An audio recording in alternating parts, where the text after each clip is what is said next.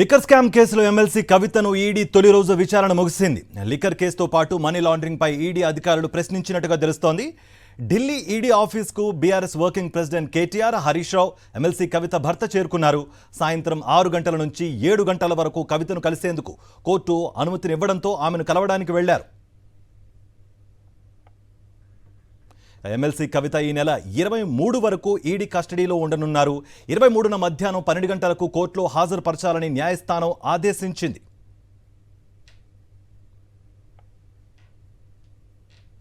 అయితే ఎమ్మెల్సీ కవిత ఈడీ విచారణకు సంబంధించి మరింత సమాచారం మా ప్రతినిధి వెంకటేష్ అందిస్తారు ఢిల్లీ నుంచి. వెంకటేష్, మీ దగ్గర ఉన్న అప్డేట్స్.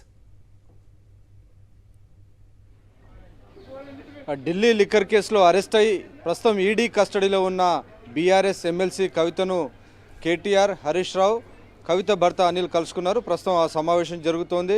ఈడీ కార్యాలయంలో ప్రస్తుతం ఆ ములాఖాత్ కొనసాగుతున్నటువంటి పరిస్థితి. అలాగే న్యాయవాదులు కూడా ఆమెను కలుసుకున్నారు. సో తొలి రోజు విచారణలో Joginder Singh assistant director ED నేతృత్వంలో విచారణ జరిగింది. ప్రధానంగా ఈ కేసులో కవిత దాదాపు 100 కోట్ల రూపాయలను ఆమ్ ఆద్మీ పార్టీ నాయకులకు ముడుపులు అప్పచెప్పిందనేటువంటి అభియోగాలు ఉన్నాయి. సో ఈ 100 కోట్ల రూపాయల్లో 25 కోట్ల రూపాయలు మాగుంట రాఘవ డెలివరీ చేసినట్టు, ఒక పర్టికులర్ ప్లేస్లో డెలివరీ చేసినట్టు ఇప్పటికే ఈడీ ఆధారాలు సంపాదించింది. అలాగే మిగిలినటువంటి రిమైనింగ్ అమౌంట్ ఎవరెవరికి ఏ ప్లేస్లో ఇచ్చారు, దీనికి సంబంధించినటువంటి అంశాలపైన కవితను ఈరోజు ప్రధానంగా అడిగినట్లుగా సమాచారం. మొత్తానికి ఈ కేసుకు సంబంధించినటువంటి 100 కోట్ల ముడుపుల వ్యవహారాన్నే ప్రధానంగా ఈడీ దృష్టి సారించింది. అలాగే ఏవైతే సెల్ ఫోన్లను ఫార్మాట్ చేశారో, ఎవిడెన్స్ డెస్ట్రాయ్ చేశారో దానికి సంబంధించినటువంటి అంశాలపైన కూడా ప్రశ్నలు అడుగుతున్నట్టు సమాచారం. సో మొత్తానికి ఈ కేసులో కవితను ఒక కింగ్ పిన్గా, ప్రధాన కుట్రదారుగా ఈడీ అభియోగాలు మోపింది.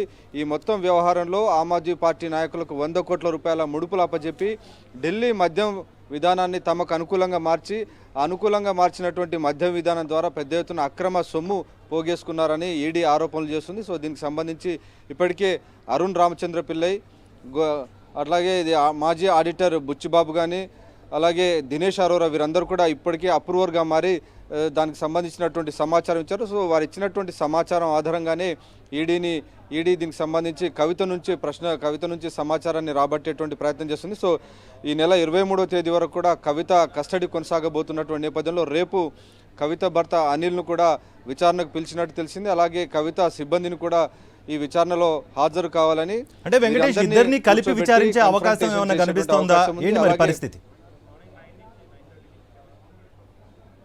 డెఫినెట్గా చాలామందికి వరుసగా నోటీసులు వెళ్తున్నాయి. ఈ నెల 21వ తేదీన హాజరు కావాలని ఢిల్లీ సీఎం అరవింద్ కేజ్రీవాల్ కూడా ప్రధానంగా నోటీస్ ఇచ్చినటువంటి పరిస్థితి. సో ఆయన వస్తారా లేదన్నది మనం చూడాలి. ఎందుకంటే కవితనే ప్రధానంగా ఢిల్లీ సీఎం అరవింద్ కేజ్రీవాల్ మనీష్ సిసోడియాతో మాట్లాడి మొత్తం డీల్ నడిపారని ఆడిటర్ బుచ్చిబాబు తన వాంగ్మూలంలో చెప్పారు.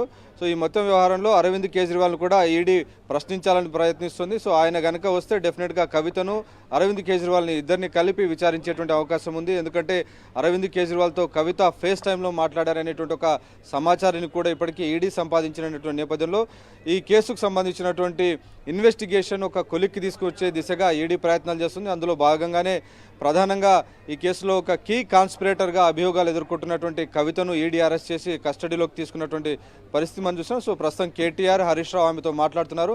కాసేపట్లో 7 గంటలకు ములాఖాత్ అయిపోతుంది. దాని తర్వాత వారు మీడియా ముందుకు వచ్చేటువంటి అవకాశం కూడా కనబడుతుంది. రైట్ వెంకటేష్.